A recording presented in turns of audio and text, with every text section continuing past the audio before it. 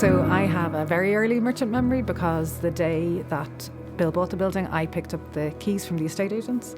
And it was fascinating because it had been an old bank building.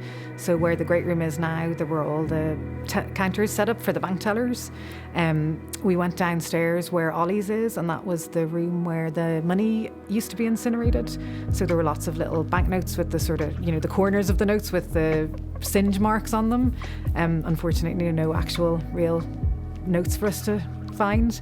And upstairs there must have been the boardroom for the bankers, where they had like lots of little small cans of like tonic and Coke. You could sort of imagine them sitting after the board meeting. So yeah, it was very interesting, and it's very interesting to see where it's come to now when you walk into the hotel or into the great room and see people eating and drinking. It's a sort of an unbelievable change.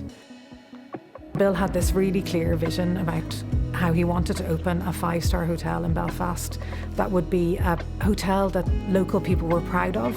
But in order to make it work financially, we had to charge £200 a night for a room, which doesn't seem like very much now. Every hotelier we spoke to said, there's no way, you will never get that in Belfast. But Bill's he was so determined that this was something that the city wanted and could get on board with, that obviously he sort of went ahead with that. That's how the Merchant Hotel was created, and it really was just the strength of that vision in the face of people saying like, I don't think Belfast is ready for that. And obviously it was ready for it. If I were to think of things that I'm proud of, a few years back we started long service awards dinner, so it's called the Gold Club. Basically, if you've worked in Biancourt for 10 years or more, you get invited to a dinner here in the Merchant. And there's a sort of presentation for new inductees.